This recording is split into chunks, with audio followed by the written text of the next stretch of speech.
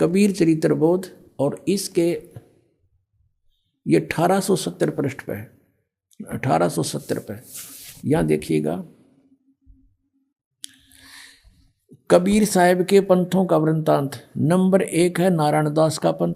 यहाँ इन्होंने ये नारायण दास पंथ गलत लिख दिया, क्योंकि नारायण दास तो कति कबीर से विमुख, कबीर जी से विमुख था, उसने तो ये स्वीकार ही नहीं किया था। यहाँ लिखना था प्रथम चूड़ामणि का पंथ, और दूसरा याज्ञोदास, तीसरा सूरत गोपाल, चौथा मूल निरंजन, पांचवा टकसारी पंथ, और छठा भगवान दास का पंथ, सतनामी सातवां, आठवां कमाली पंथ, ये कमाल का पंथ, कमालिये, ये कमालिये लिखना था।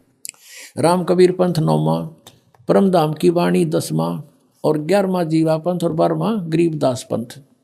ये गरीबदास छुड़ानी वाले उनका 12वां पंथ है ये। अब यहाँ क्लियर लिखा है, और आगे देखो इनकी वाणी में फिर कैसे लिखा है। अब इससे ये समझ में आओगी ये कहाँ बोले हैं। अब हम आ जाते हैं कबीर वाणी बोध सागर। कबीर वाणी 136 पृष्ठ पे है। द्वादश पंथ चलो सो भेद। अब द्वादश पंथ काल फुरमाना, भूले जीव न जाए ठिकाना, ये कबीर परमेश्वर की वाणी है।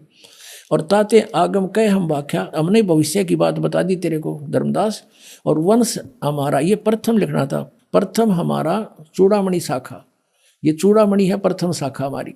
यह उन्होंने वहाँ प्रथम लिख दिया, इन्होंने जग्गू लिख दिया दूसरा, ये प्रथम ये लिख होना चाहिए था, प्रथम ने जग्गू लिख दिया, जबकि यहाँ लिखना चाहिए था प्रथम, ये चूड़ामणि को प्रथम लिखना चाहिए था जब पूरे होंगे 12।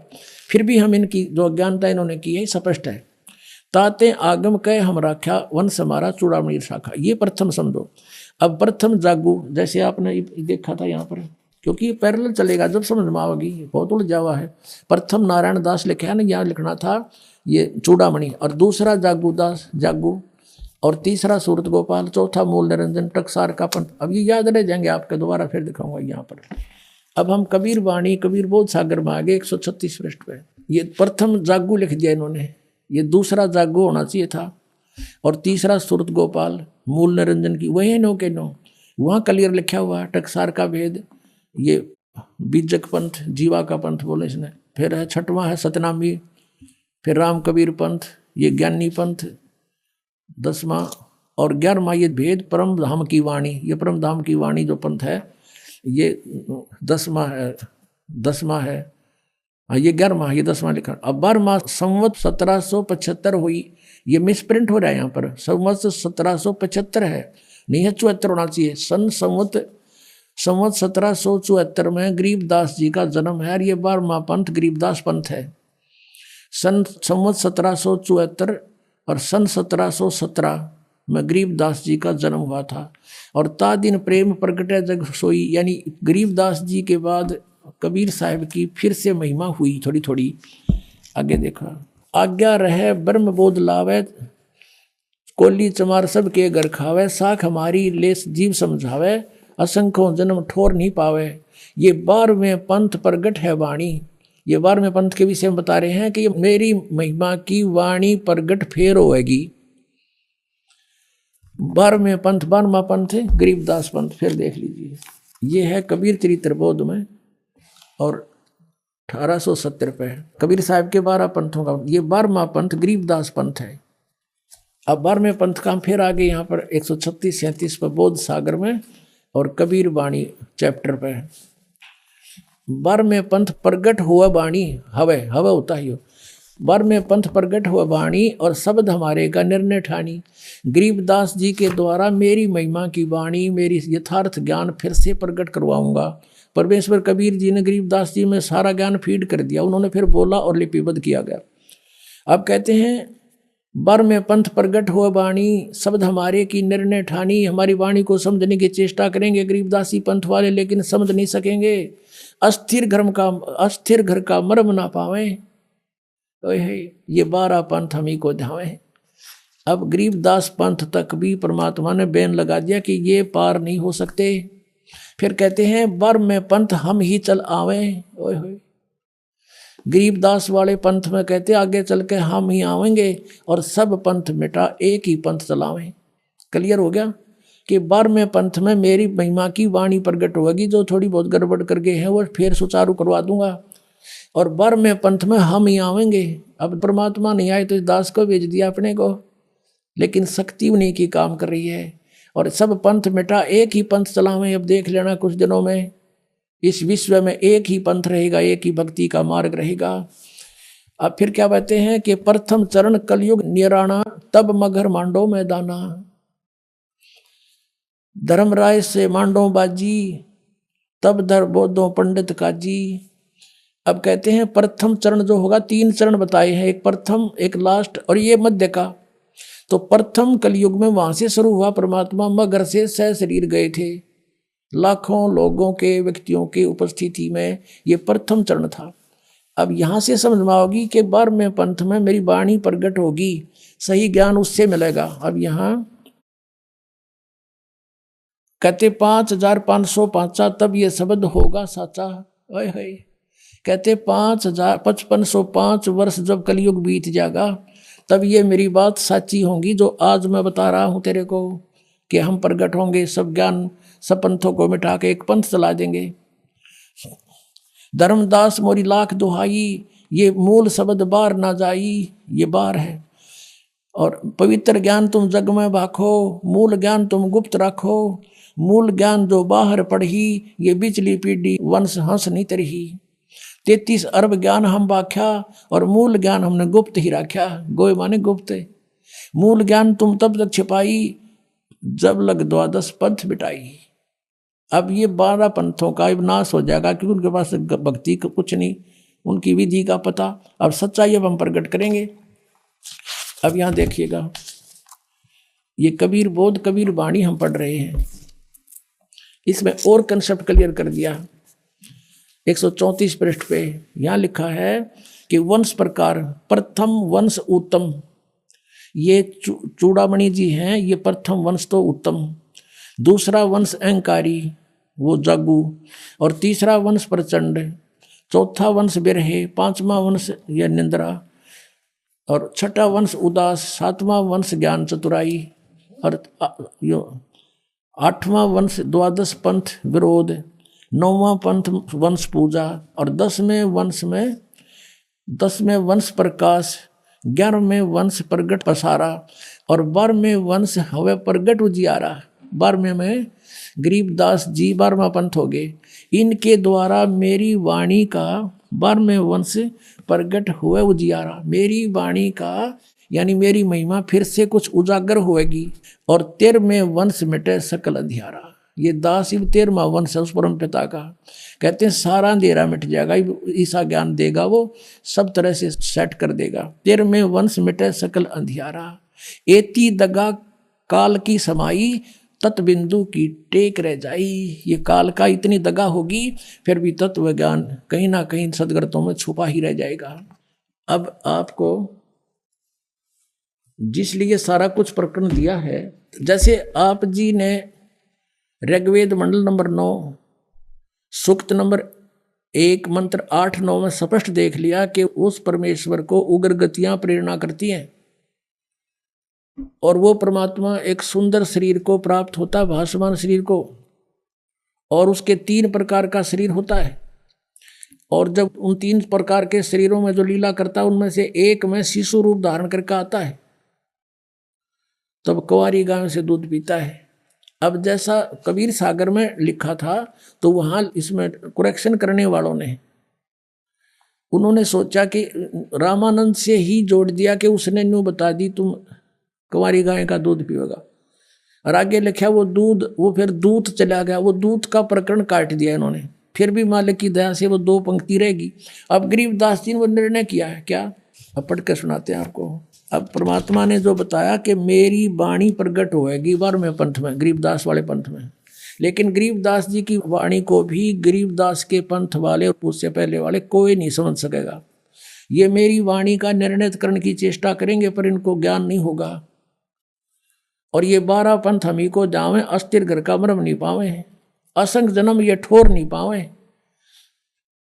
अब इस दास के साथ क्या हुआ कि हम छुड़ानी जाते थे, जहाँ गरीबदास, आदरणीय गरीबदास साहिब जी का जन्म हुआ था, जहाँ परमात्मा कबीर देव जी उनको जंगल में आकर मिले थे, हमारे पूज्य गुरुदेव जी वहाँ जाते थे। एक लिंक जोड़ना था, पहले लिखा हुआ था, इसलिए गुरु जी के सतलोक जाने के बाद हमारा वहाँ पर बहुत विरोध हो गया, क्योंकि हम सच्चाई बतावें, वो अनुवाद गलत करें गरीबदास जी की वाणी का, तो हमारा उनका पार नहीं पड़ी, हमने अलग से आश्रम सेट करना पड़ा।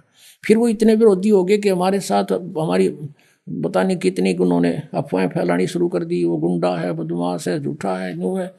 तो वो कांड करवा दिया करो था कुछ, ये और दूसरे पंथी लाग डी आर्य समाज वाले जो उनकी पोल खोल दी, दास ने सच्चाई बता गए, तो सब ने मिलकर ये पंगा पा दिया। लेकिन भगवान का साथ जिसके साथ है उसका कोई कुछ नहीं बिगाड़ सकता। पहले से 1000 गुना आगे बढ़ गया हमारा पंथ, पूरे विश्व में चला गया परमात्मा का ज्ञान, क्योंकि ये परमात्मा का चलाया हुआ है। और इसमें जो बाधा करता है भगवान के मार्ग में, वो तो अंधा गधा है। हिरण्यकशिपु अंधा गधा था, छाती तोड़वा के मान्या। कहते हरणा कुछ छाती तोड़वाई और ब्राह्मण बाणा कर्म कसाई, आचार्य को आवर जुल्म इसे करें। तो वो कहते हैं इसे, ये पापी कहते हैं हरणा कुछ छाती तोड़वाई और ब्राह्मण बाणा और कर्म कसाई, वो तो भगत को आवे और कर्म अपने बेटे ने भी मारे अभिमान के बस। तो कहने का भाव ये है कि ये आचार्य को आवे और गुरु और अपने शिष्यन पर उम्मीद करें, झूठ बोला झूठ बोला। हम तो प्रमाण दिखाते हैं, और जो तुमने लिखा है वो रूबरू कराते हैं। पता झूठ क्या कहाँ बोल दी मैंने, मत लिखा हुआ दिखाता हूँ, आपके गुरु ने ये लिख रखा है और वेद ये बता रहे हैं। बता झूठ कब बोल गया मन, तो फुर्सत है कोई ना झूठ बोलने की, टाइम है कोई नहीं, कोई सारी साची दरी भगवान ने लिख रखी। अब गरीबदास जी की वाणी में पारक का अंग है, एक चैप्टर है पारक का अंग, उसमें बहुत निर्णायक ज्ञान दिया है। क्या लिखा है? शिव उतरे शिवपुरी से अवगत बदन विनोदी, मैं के कमल खुशी बहे लिया ईस को गोदी। अब क्या बताते हैं? शिव उतरे शिवपुरी से अवगत बदन विनोद, और महक के कमल खुशी बहे और लिया ईस को गोद। नजर नजर से मिल गई किया ईस प्रणाम। अब गरीबदास जी ने पूर्ति की है, जो वो दूत आ गया, दूत चला गया, फिर खुश हुआ, यो बकवाद कर रखी, कुछ मिलावट और कुछ कटिंग पटिंग करके उन्होंने सोचा कि ऐसा कौन हो गया, ये हो गया। अरे सच्चाई ये थी जो गरीबदास जी ने बताया। जैसे आदरणीय तुलसीदास साहिब जी ने श्री रामचंद्र जी की रामायण लाखों वर्ष पहले जो घटना घटी थी, अब कलयुग में एज इट इज लिख दी चौपाइयों के माध्यम से, और सबको मान्य है वो, क्योंकि एक दिव्य दृष्टि रेंज होती है। उस तुलसीदास की रेंज खुल गई थी, वह दिव्य दृष्टि खुल गई थी, और पीछे की जो चलचित्र की तरह सामने आ जाती सब घटनाएं, वो तुलसीदास जी ने लिख दी थी, और वो सही है। ऐसे ही गरीबदास जी ने, परमात्मा ने गरीबदास जी की दिव्य दृष्टि खोल दी, ज्ञान योग खोल दिया। अब वही जो लीलाएं काशी में घटी थी, उसे अरबों खरबों वर्ष पहले सृष्टि जहाँ से प्रारंभ हुई वहाँ तक की रेंज मालिक की, क्योंकि ये दूरबीन की रेंज होती है, दूरदर्शी की। तो परमात्मा तो गरीबदास जी को रेंज दी, वह सबसे दूर तक की रेंज की थी। तो गरीबदास जी ने जो भी वार्ता हुई वो चलचित्र की तरह देखकर जब बोली है वाणी, क्या लिखा है? शिव उतरे शिवपुरी से अवगत बदन विनोद, मैं के कमल खुशी भये लिया ईस को गोदे। शिव भगवान ने जो साधु रूप में खड़े थे, बालक रूप परमात्मा को गोद में ले लिया। नजर नजर से मिल गई किया ईस प्रणाम। जब दोनों शक्तियों की आपस में नजर मिली तो उसने परमात्मा को प्रणाम किया शिव जी ने, और क्या कहा? धन मोमन धन पूरे ना ये धन का सीनी काम। कि ऐसे महापुरुष आए। अब वो पहचान तो नहीं सके शिव जी कि ये कौन पुरुष है, कौन भगवान है, लेकिन उनकी जो लीला छवि और अंदर की, क्योंकि इनके अंदर दिव्य दृष्टि होती है, ये अवश्य महसूस हो गया कि ये बहुत परम शक्ति परम सिद्ध पुरुष है। इन ब्रह्मा विष्णु महेश से तो बहुत अन्य और भी सिद्ध से अलग अलग वैरायटी की शक्तियाँ होती हैं, इनसे तो अलग और भी अच्छे संत साधु होते हैं। तो इन्होंने सोचा कि कोई और परम शक्ति है जिसको हम भी नहीं जानते, वहाँ से कोई अवतार आया है ये। तो इस जान करके उन्होंने भगवान शिव ने भी प्रणाम किया। 7 बार चर्चा करी ये बोले बालक बेने, शिव को कर मस्तक धैर्या ल्या मोमन एक धैनु। अब 7 बार कबीर साहिब की बालक रूप में, नवजात शिशु रूप में, और शिव जी भगवान साधु रूप में खड़े, 7 बार बातचीत हुई। और वो खड़ी खड़ा देख रहे दोनों पति पत्नी। वो सोच रहे साधु में इतनी करामात है कि मेरा बेटा बुलवा दिया, अवश्य ये मेरे बच्चे को दूध भी पिलाएगा। फिर शिव ने कहा उस सिर पे हाथ धरकर मोमिन को कि धन भाग है तुम्हारे। मोमिन माने मुसलमान। नीरू को कहा कि जाओ, धन भाग है तुम्हारे घर पे ऐसे बच्चा आया है, तो परम शक्ति है। और इस काशी का भी धन भाग है जहां पर ऐसे संत प्रगट हुए हैं। 7 बार चर्चा करी बोले बालक बहने, शिव को कर मस्तक धरा ल्या मोमन एक धेनु ल्या धेन। अनव्यावर को दूहत है दूध दिया तत्काल। कुंवारी को बिना ब्याई को कुंवारी को दूहत है दूध दिया तत्काल। पीवे बालक ब्रह्म गति ही ता शिव भये दयाल। अब यहां भी शब्द लिख दिया कि कुंवारी गाय का दूध पिया उस बालक ने। और वो परमात्मा की उस सूक्ष्म वेद में लीला में भी लिखा है कि जाके संग बैल नहीं लागा, कि एक गाय ला जिसके संग बैल नहीं लागा, यानी कति अनटच। और वेद बताते हैं, ऋग्वेद मंडल नंबर 9 सूक्त नंबर 1 मंत्र नंबर 8-9 में स्पष्ट किया है कि वो परमात्मा जब आते हैं एक सुंदर रूप धारण करते हैं तेजों में। 3 सतीथि में उनका रूप है, उनमें से एक सतीथि जो शिशु रूप में प्रकट होते हैं, उस समय वो बालक रूप में प्रकट परमात्मा की परवरिश की लीला कुंवारी गाय से होती है। आज तक इतिहास सुना दो किसी भी भगवान का ऐसी लीला हुई हो जो वेद में लिख रखा है। और जिन्होंने भगवान को देखा उन महापुरुषों ने अपनी एफिडेविट दे रखे हैं।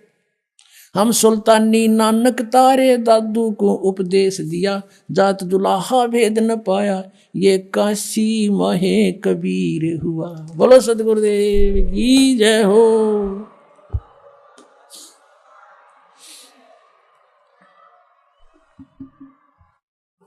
परम पिता परमात्मा पूर्ण ब्रह्म सर्वश्रेष्ठी रचनहार कुल मालिक कबीर साहिब जी, ये हम सभी आत्माओं के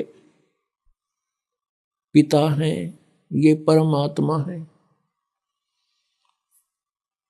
पुण्यात्माओं, आध्यात्मिक ज्ञान इतना उलझ चुका है कि इसको अब सुलझाना बहुत ही कठिन हो रहा है। ये ऐसा क्यों हो रहा है? हमारे सदग्रंथ क्या बता रहे हैं और हमें ज्ञान क्या मिला? इसका कारण क्या था? इसका कारण है कि ये जिस लोक में हम रह रहे हैं ये काल का लोक है। यहां कोई जीव सुखी नहीं, और ये नहीं चाहता, ये यहाँ का जो स्वामी है ब्रह्म जिसको कहते हैं, सरपुरुष भी कहते हैं, ज्योत स्वरूपी निरंजन भी इसी को कहते हैं, ये नहीं चाहता कि यहाँ के प्राणियों को परमात्मा के विषय में जानकारी हो। इसको भय बना रहता है कि यदि इनको अपने मूल स्थान का ज्ञान हो गया और वहां के सुख से ये परिचित हो गए, यहाँ कोई नहीं रहेगा। इस डर से ये राजनीति से और घटिया राजनीति से हमें यहाँ रोके हुए हैं, सुनियोजित षड्यंत्र से हमें यहाँ बांधे हुए हैं, रोके हुए हैं। कोई भी क्रिया देख लो हमने विवश होकर करनी पड़ रही है। शरीर ऐसा दे दिया, यदि इसके अंदर टुकड़ा ना डालेंगे तो ये काम नहीं करे। इसकी रक्षा करनी पड़े, गर्मी सर्दी से भी बचाना पड़ेगा। सारा जीवन हम इसी शरीर के पालन पोषण में लगे रहते हैं, इसी के रख रखाव में पूरा जीवन खो देते हैं, अंत में इसको भी खत्म कर देता है। यदि ये ना नष्ट होता हो तो कोई दिक्कत ना थी। हम इतने ढीठ हो रहे, इन दुखों को भी देख लेते, कोई पड़े रहते अभी। लेकिन ये नष्ट भी साथ होता है, ये डर साथ बना रहता है। कहने का भाव ये है कि जब तक हम इस आध्यात्मिक ज्ञान से पूर्ण रूप से परिचित नहीं होंगे, हम परमात्मा की भक्ति ना तो कर सकते और ना ही अपने उद्देश्य में सफल हो सकते।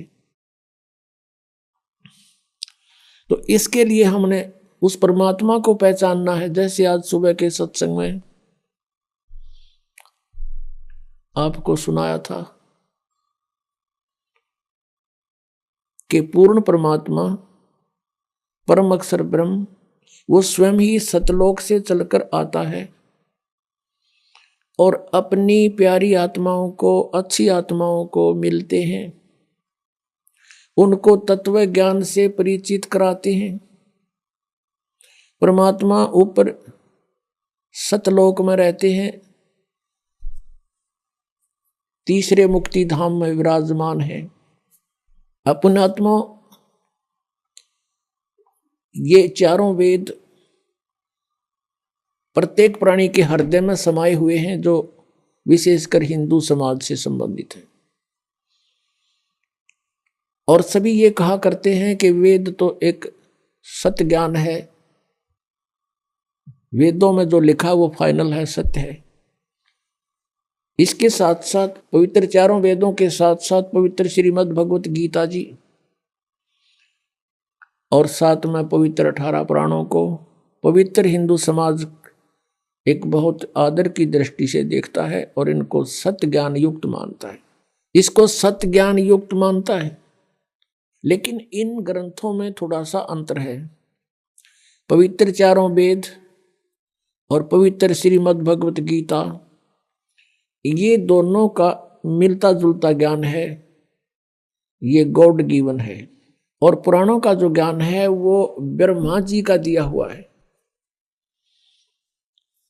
और ब्रह्मा जी से आगे सुना उन ऋषियों ने, दक्ष आदि ऋषियों ने, मनु आदि ने, और अन्य से सुनते सुनते उन्होंने कुछ ब्रह्मा जी के विचार, कुछ अपना अनुभव, कुछ अपनी सोच, अलग अलग, जैसे भी 18 पुराणों के 18 वक्ता हैं। 18 पुराण इसलिए होगी कि उनके वक्ता भिन्न भिन्न हैं, उन्हीं के नाम से उन्होंने अपने अपने हिसाब से उन 18 पुराण बना दिए। वैसे ही 18 पुराणों का ज्ञान एक ही बोध माना जाता है। तो ये जो ज्ञान है पुराणों का, ये गॉड गिवन नहीं है। पवित्र चारों वेद गॉड गिवन है। पूर्ण परमात्मा परम अक्षर ब्रह्म ने इस ज्योत स्वरूपी निरंजन के हृदय में डाल दिए थे, इसके अंतःकरण में डाल दिए और समय निर्धारित कर दिया कि इतने समय के उपरांत ही अपने आप इसके श्वासों से बाहर आएंगे। जैसे परमात्मा की व्यवस्था है, माता को गर्भ रहता है, 9 महीने के बाद ऑटोमेटिकली वो बाहर आ जाता है। इसी प्रकार परमात्मा ने इसमें व्यवस्था की। जब ये पांचों बाहर आ गए, इसने देखा कि इनमें कोई ऐसी जानकारी तो नहीं है मेरी पोल पार्ट जा, किसने? ज्योत निरंजन ने। फिर इसने देखा 5वां वेद जो है ये सारा भेद दे रखा था ऊपर का, सतलोक का, कैसे जाना है और किस प्रकार, कौन परमात्मा है, तुम यहाँ कैसे फंसे थे। तो ये ज्योत निरंजन काल ने वो 5वां वेद नष्ट कर दिया और 4 वेद दे दिए भगवान के डर से। इन चारों वेदों में पूर्ण परमात्मा की महिमा है, साथ साथ में इसकी भी महिमा है। ये कितने सतर का भगवान है, इसकी भक्ति से कितना लाभ हो सकता है। फिर इस काल ने ही ब्रह्म ने चारों वेदों को पढ़ा, उस चारों वेदों वाले ज्ञान को श्री कृष्ण जी में प्रवेश करके इसने बोला। इसमें थोड़ा सा इसने एक आध जगह गड़बड़ करने की चेष्टा की है और उसमें कहा कि ये मेरा मत है। यदि इसका मत वेदों से मेल खाता है तो वेद ज्ञान है वो, और इसका मत वेदों से मेल नहीं खाता है तो इसका अपना ही विचार है, वो भी नहीं मानने हमने केवल वेद ज्ञान को मानना है, और 5वां वेद परमेश्वर ने स्वयं आकर के बोला था उसको मानना है। 18 पुराणों को हमने सहयोगी शास्त्र मान रखा है कि इसमें जो लिखा है, इनमें इन ब्रह्मा विष्णु महेश जी की जीवनी है और इन्होंने लिख रखी है, तो इसको हमने इसलिए सत्य मानना है कि इनमें जो लिखा है इनकी सतीथि वह सही लिख रखी है। और जो पुराणों में वेदों के विपरीत ज्ञान है वो मान्य नहीं है। विपरीत कौन सा है? जैसे वे ऑफ वर्शिप। बाकी जो ज्ञान है वो तो वेदों से अलग है ही, वो तो हमने सिर्फ उनकी अपनी जीवनी है। ब्रह्मा जी की क्या स्थिति है, विष्णु जी की क्या स्थिति है, भगवान शंकर की क्या स्थिति है, इस तरह की कहानियां इसमें लिखी हुई है, इनकी लीला लिखी है। उसके साथ साथ फिर अपने ऋषियों ने अपना अनुभव लिखा हुआ है। तो उनका अनुभव यदि वेदों के अनुसार नहीं है, वे ऑफ वर्शिप उसकी ऐसी नहीं है, तो नहीं मानेंगे। उन्होंने अपनी मर्जी से किसी में कोई मंत्र लिखा है, कोई कुछ लिखा है, वो नहीं मानेंगे, क्योंकि वो उनका अपना सोच है, वेद ज्ञान नहीं है वो। तो इस कारण से वेदों का ज्ञान जो है वो फाइनल है।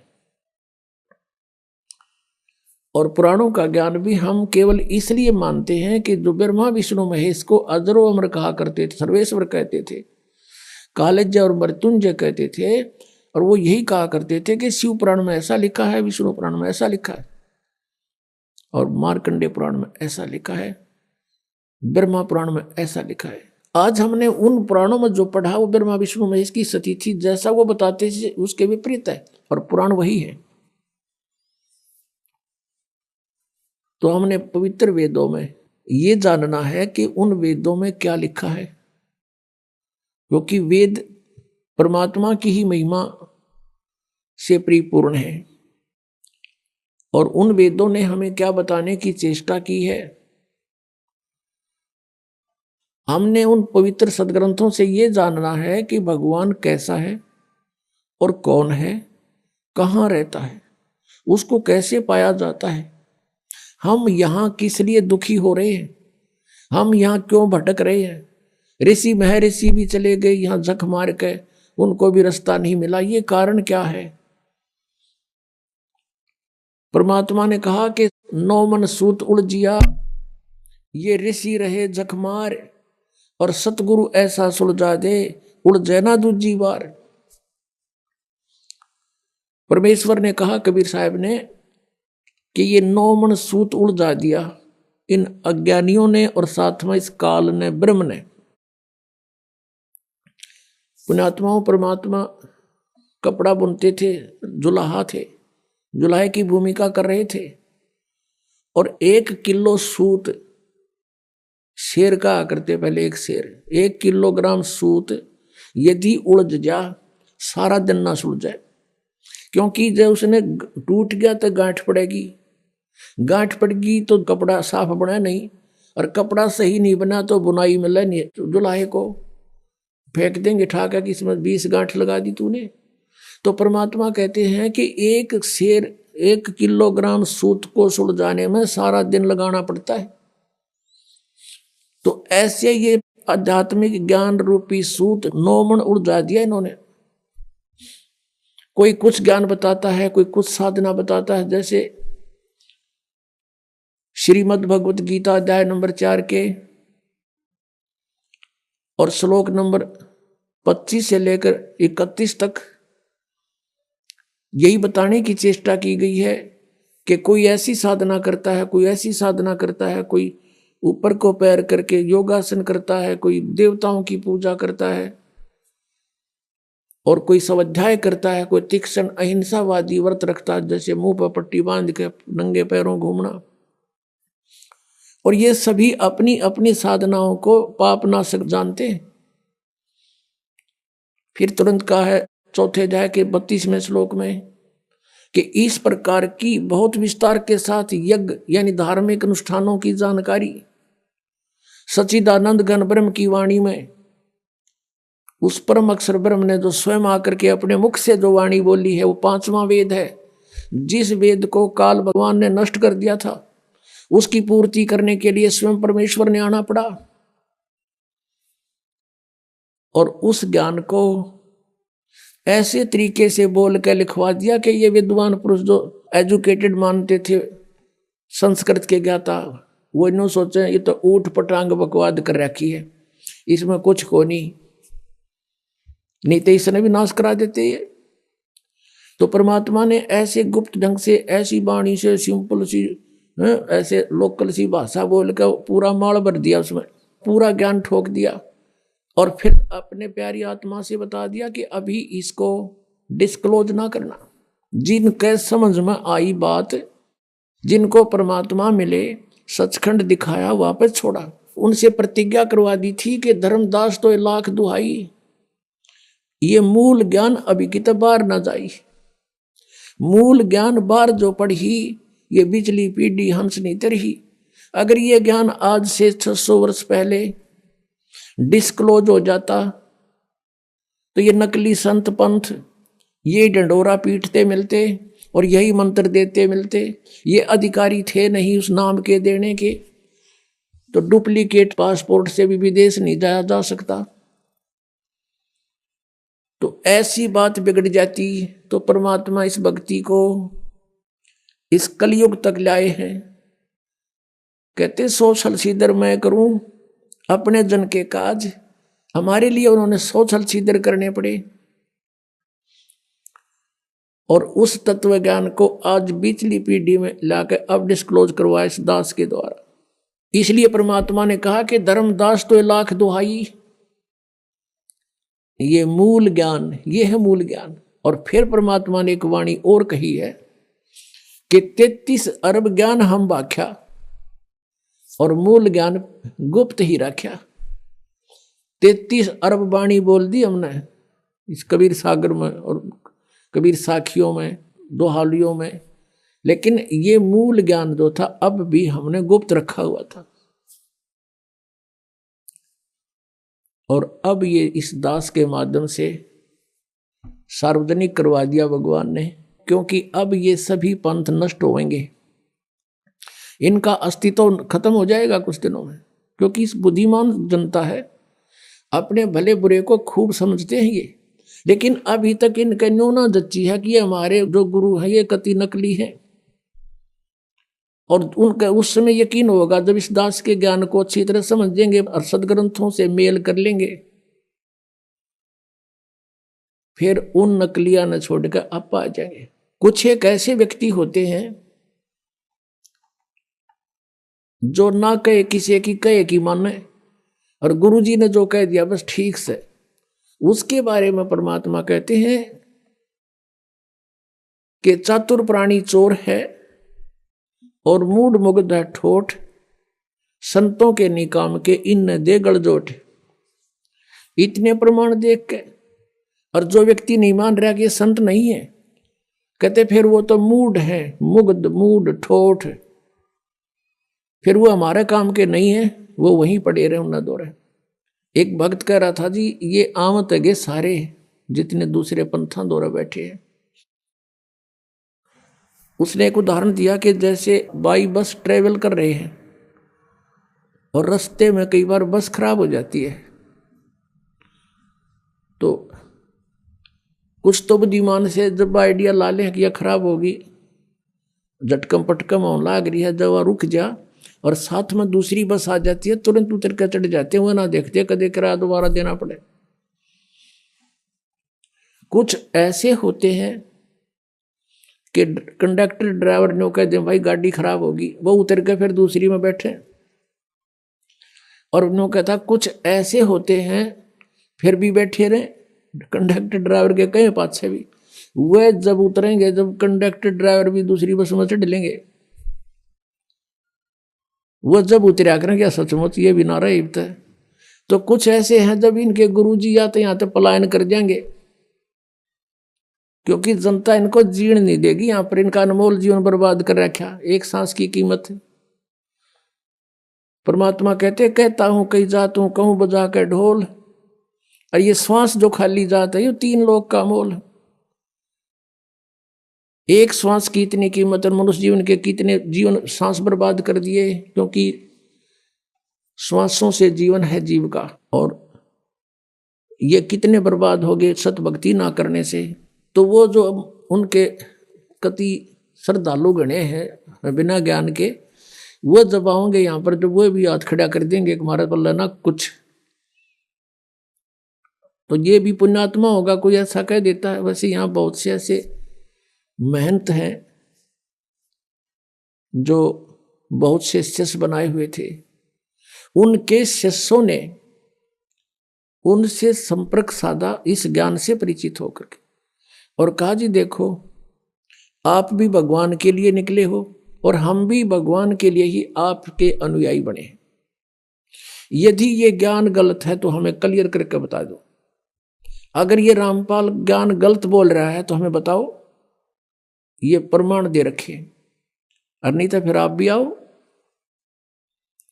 अब थोड़ी बहुत देर तक वो गुरु अग्रम मग्रम करता है, लेकिन फिर विवश हो जाता है, क्योंकि उसको भी भगवान चाहिए। अगर इतनी सच्चाई देखकर वो नहीं आते हैं, नहीं मानते हैं, तो वो संत है नहीं, वो तो परमात्मा भी नहीं चाहते, केवल महिमा चाहते हैं अपनी। बस चेले बने रहे, जय जयकार हो ही रहे, फिर कट्ठे भूत बनेंगे सारे। आदरणीय गरीबदास साहिब जी को जो परमात्मा ने उनको ये तत्व ज्ञान दे दिया था, क्या बताते हैं कि साहिब के दरबार में गाहक कोट अनंत और 4 चीज मांगे हैं, रिद्धि सिद्धि मान महंत। उस परमेश्वर के साहिब के दरबार में ऐसा कोई एक इन चारों ने छोड़ के, और चाव है पुरुष अलेख। तो ये सब मान महंत के भूखे हैं जितने ये संत पंथ बने हुए। यदि ये मान बढ़ाई नहीं चाहते हैं और ये अपना कल्याण चाहते हैं और ये हितैषी हैं अपने अनुयायियों के, तो इस दास के ज्ञान से परिचित हों और इसमें बताओ गलत कहाँ है, और ये अपना टिप्पणी दो फिर इसके ऊपर। क्यों नहीं बोलते? 10 साल हो गए दास ने गला फड़ाते ने, और सरेआम कह रहा हूँ, टीवी चैनलों पर भी बोल रहा हूँ, पुस्तकों के माध्यम से भी इनके पोल खोल रहा हूँ। क्यों ना बोलते? ये क्यों नहीं बोलते? क्योंकि ये चोर है। परमात्मा कहते हैं बेखों के लश्कर फिरें ये बाणी चोर कठोर, और सतगुरु धाम ना पहुंचेंगे ये 84 के ढोर। परमात्मा की वाणी को चुरा कर सचखंड सचखंड करट ला रखा। कह का पता नहीं इन लोगों को। जैसे वेदों को गलत मानने वाला कोई प्राणी नहीं, खासकर हिंदू समाज में। और ये जो राधा स्वामी पंथ है, इन्होंने के गुट्टी पै रखी है श्रद्धालुओं को कि हमने वेदों की आवश्यकता नहीं, ना हमने गीता जी की, ना हमने पुराणों से कुछ लेना देना। संत जो वाणी बोलते हैं वो फाइनल होती है। वो वेद भी तो किसी ने लिखे, वेद व्यास ने वेद लिखे हैं। अरे वेद व्यास ने वेद लिखे जरूर हैं, लेकिन ये वाणी किसकी है? वेद व्यास राइटर है, जैसे गीता जी का वेद व्यास राइटर है, वक्ता नहीं है। ऐसे ही पुराण लिखी है, तो पुराण जिसने जो बोला वेद व्यास जी ने लिख दिया। जो 4 वेद थे, जो उनका यथार्थ ज्ञान ऋषियों ने घोट रखा था, वो एजिटी उन्होंने लिख दिया परमात्मा से प्राप्त करके, क्योंकि भगवान ने आके ज्ञान दिया था। और ब्रह्मा जी से फिर ये ज्ञान सभी ने प्राप्त किया था। तो उसने केवल लिखा है, लेकिन ये गॉड गिवन है। और ये क्या बताते हैं कि संत जो भी नाम दे दे वो ठीक, उसी से मोक्ष हो जाएगा। और फिर ये भी कहते हैं कि हमने वेदों की जरूरत नहीं है, हमारा तो ज्ञान वेदों से ऊपर का है। वेदों से ऊपर का हमारा ज्ञान है। और हम जैसे कोई कहता भी, जैसे यहाँ कमल बताते हैं शरीर में पीछे, तो वो कहते हैं हम तो सीधे त्रिकुटी से चलते हैं, हमने त्रिकुटी यहाँ नहीं है, वैसे वो यहाँ बताते हैं यहाँ बैक में होती है, और कहते हैं हम सीधे त्रिकुटी से चलते हैं, हमारा तो वहां से मार्ग शुरू होता है। अब पुण्यात्माओं जो वेद ज्ञान को गलत बताते हैं, तो इससे सिद्ध होता है कि उनका ज्ञान तक घना निर्मल होना चाहिए। वेदों से ऊपर का है तो कुछ वेदों वाला भी थोड़ा बहुत समावेश चाहिए उसके अंदर। जैसे 10वीं का सिलेबस होता है, 10th का क्लास का, तो उसमें पहली से लेकर कैक है तो वहीं से शुरू होते हैं। 3री 4थी 5वीं 6ठी 8वीं 9वीं का भी कुछ उसमें समावेश होता है ज्ञान का। और इनका ज्ञान दिखाते हैं आपको राधा स्वामी वालों का, जो ये कहते हैं कि हमारा ज्ञान तो वेदों से ऊपर का है। अब दिखाता है इनका ज्ञान। 2 बोल इनके भी सुना दूं राधा स्वामी वालों के। एक पुस्तक है सारवचन राधा स्वामी वार्तिक, ये देखिएगा, इसकी एक झलक दिखाते हैं आपको। सारवचन राधा स्वामी वार्तिक, राधा स्वामी सत्संग व्यास, ये कहाँ से छपी है? प्रकाशक है जगदीश चंद्र, सेक्रेटरी राधा स्वामी सत्संग व्यास, डेरा बाबा जयमल सिंह, पंजाब। 2003 में ये 16वां संस्करण है, और ये यहाँ से छपी है, printed in India by Lakshmi offset printers, Delhi, इतने में। इसकी भूमिका में क्या लिखा है कि सार वचन राधा स्वामी वार्तिक हजूर स्वामी जी महाराज के वचनों का संग्रह है। ये वचन सत्संगों तथा अन्य चर्चाओं के दौरान सत्संगियों ने नोट किए थे। स्वामी जी महाराज के परम धाम सिधारने के कुछ वर्ष बाद इनका संग्रह करके पुस्तक के रूप में छपवाया गया। सन 1902 में बाबा जयमल सिंह जी महाराज ने सार वचन राधा स्वामी वार्तिक को पहली बार गुरमुखी लिपि में छपवाया। प्रस्तुत पुस्तक उसी प्रथम गुरमुखी संस्करण के अनुसार है और अब इसका हिंदी संस्करण प्रकाशित किया जा रहा है। स्वामी जी महाराज का शुभ नाम, जिसने युराधा स्वामी पंथ का चिमटा गाड़ा, जिसका प्रवर्तक माना जाता है, स्वामी जी महाराज का शुभ नाम सेठ शिवदयाल सिंह जी था। आपने 15 अगस्त 1818 में आगरा शहर में जन्म लिया। आपके पिताजी का नाम सेठ दिलवाली सिंह जी तथा माता जी का नाम महामाया जी था।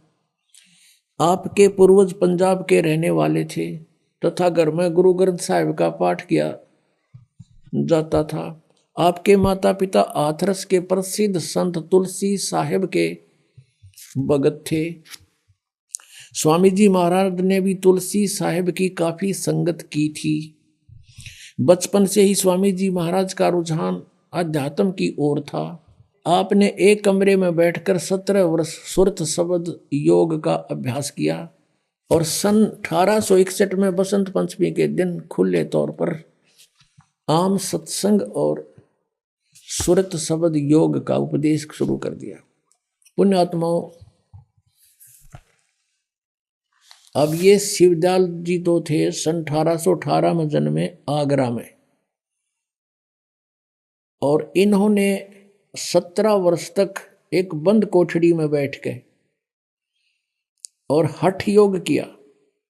गुरु ग्रंथ साहिब को पढ़ता था, इसके अंदर से परमात्मा का सचखंड सतलोक की तद ढूंढ लिया। फिर कबीर साहिब की वाणी में तो ले लिया, करने नो दीदार महल में प्यारा है, एक शब्द है 32 कली का, वो इन्हें खोलना आया ना, इनका समझ में आया नहीं। तो काल से प्रेरणा थी ही इनको, और ये एक नकली सांग जोड़ कर बैठ गए। अब दिखाते इनका के ज्ञान था जो वेदों से भी उत्तम बतावे हैं।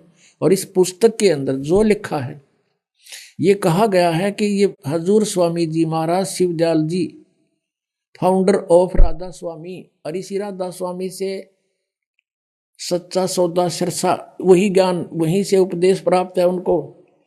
और ये मथुरा के अंदर जय गुरुदेव, और इधर ये ठाकुर जी महाराज थे एक, और दिल्ली में कृपाल मिशन, ये सारा एक का कुएं का पानी है। इस शिवदयाल जी के इस ज्ञान से समझ लेना उनके पास क्या है। और जनौद में एक महाराज हुए ताराचंद जी, वो भी उस राधा स्वामी के कुएं का पानी भर के यहाँ बांटे थे। वही ज्ञान ये देखना, ये वही पुस्तक चल रही है, सार वचन राधा स्वामी वार्तिक, ये वही चल रही है। अब हम इसके यहाँ जाते हैं। राधा स्वामी दयाल की दया, राधा स्वामी साहिब, खुलासा उपदेश हजूर राधा स्वामी साहिब का। अब शिवदयाल जी के वचनों का खुलासा लिख रखा है, जो उसने बोलिया वो का वो। अब दफा 1 में पढ़ते हम। सिर्फ काम इतना है कि इंसान यानी मनुष्य अपनी सूरत यानी रूह को उसके खजाने और निकास यानी मुकाम सतनाम और राधा स्वामी में, मुकाम माने स्थान, सतनाम स्थान कहा है, राधा स्वामी भी सतनाम का स्थान कहा है, मुकाम। इनका ज्ञान देखियो, तोड़ पाड़ रखे न पहुंचावे, यानी राधा स्वामी स्थान में पहुंचावे, सतनाम स्थान में अपनी सूरत पहुंचा दे। फिर तीसरे वचन में गीता के श्लोक बना रखे ने, कति 118 150 वर्ष हो गए इनको न्यू के न्यू प्रिंट कर रखे। जितने आचार्य और महात्मा और अवतार पैगंबर हरेक मजम हुए हैं, वे सब अपने अभ्यास के जोर से अंतर में तरफ मुकाम असली के चले, असली स्थान की ओर चले। कोई बिरले संत मंजिल 8वीं यानी राधा स्वामी तक पहुंचे। अरे वाह। अच्छा, सिर्फ संत मंजिल 5वीं यानी सतनाम पर पहुंचे। अब यह मंजिल 5वीं सतनाम, और कोई बिरले संत मंजिल 8वीं यानी राधा स्वामी पर पहुंचे। अब यहाँ देखो, अब आपने देख लिया, यहाँ तक क्लियर कर दिया न कि सतनाम भी स्थान है, मंजिल कहो, ये मंजिल का यहाँ अनुवाद भी कर रखा है। मंजिल माने स्थान, देखियो रहा, मंजिल माने स्थान, यानी ये फिर देख लो, क्योंकि ये गणा गहरा ज्ञान है ना, इनका समझ में ना आवा जल्दी से। कोई बिरले संत मंजिल 8वीं यानी सतान 8वीं यानी राधा स्वामी पर, सिर्फ संत मंजिल 5वीं यानी सतनाम पर, सतनाम स्थान हो गया, मंजिल माने स्थान, सतनाम स्थान पे पहुंचे। अरे देखिए 4 वचन पृष्ठ नंबर 15 पे, कमाल कर दिया, इसमें तो रिकॉर्ड तोड़ दिया इन्हें, वेद फेल कर दिए सारे। अब समझना चाहिए कि राधा स्वामी पद सबसे ऊंचा मुकाम है, सबसे ऊंचा स्थान है राधा स्वामी, और यही नाम कुल मालिक और सच्चे साहब का है, सच्चे खुदा का है। और इस मुकाम से 2 स्थान नीचे, यानी राधा स्वामी स्थान से 2 स्थान नीचे सतनाम का मुकाम है। देखिए नींद में बोल रहे, तारा गजब भैयो। अब कहते हैं सिर्फ संत मंजिल 5वीं यानी सतनाम पर पहुंचे, और मंजिल माने स्थान, और ये कहे सतनाम तो स्थान हो गया, फाइनल हो गया कि सतनाम स्थान को कहते हैं।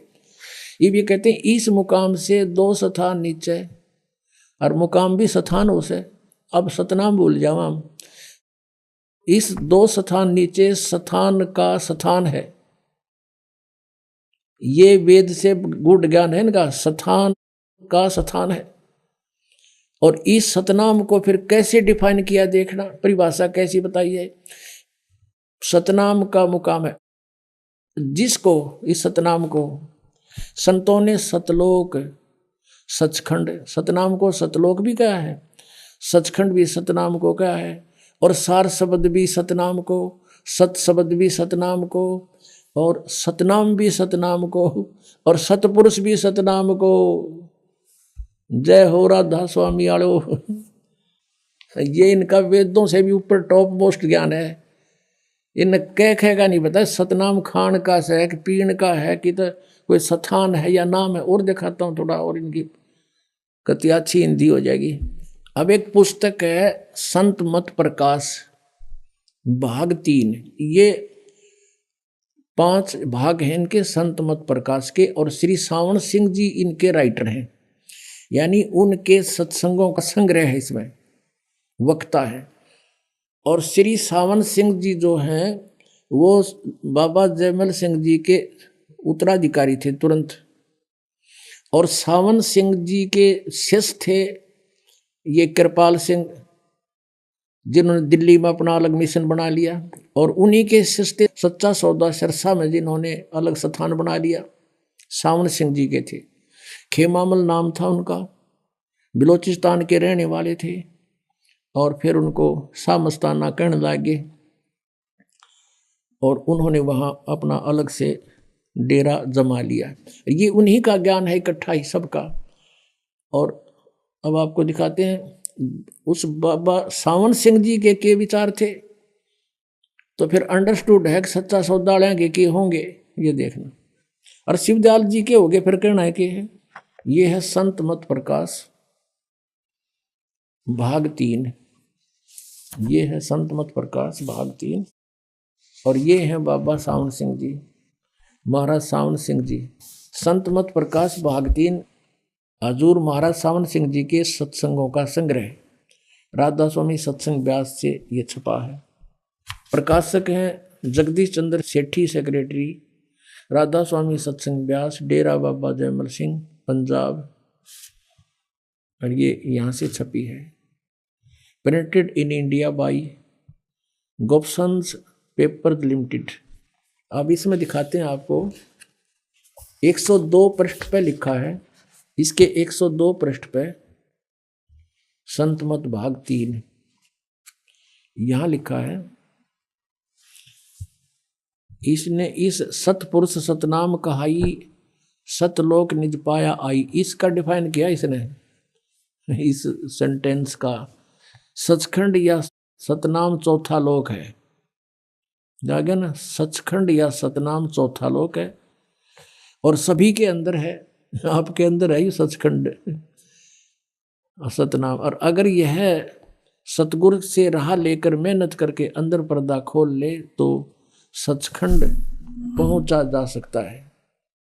ठीक, अब हमने ये देखना है कि यहाँ कह रहा है ये सचखंड या सतनाम चौथा लोक है। ये सतनाम चौथा लोक है, ये अपने अंदर है सबका। अब दिखाते हैं आपको 107 पृष्ठ पे, 106-7 पर देखना। वही सत्संगी हजूर जहां राम नाम का जस महिमा होता हो। कोई प्रसंग चल रहा है तो महाराज सावन सिंह जी कहते कौन से राम का जिक्र कर रहा है तू? वह सत्संगी कहने लगा क्या राम बहुत सारे हैं? महाराज जी यानी सावन सिंह जी कह रहे हैं राम 4 हैं। आपका इशारा कौन से राम की तरफ है? अब सत्संगी पूछा है कि हजूर चारों राम खोल कर बताइए। महाराज जी लागे खोलन। फिर एक राम दशरथ घर डोला है, एक राम सब घट घट में बोला है, एक राम का सकल पसारा, एक राम त्रिभुवन से न्यारा। और देखो इसका अनुवाद किया इसने। पहला राम राजा दशरथ के बेटे थे जो त्रेता युग में अवतार थे, आए और अपनी ड्यूटी अदा करके चले गए, लेकिन अब हमें नहीं मिल सकते, हमारा काम नहीं कर सकते। अब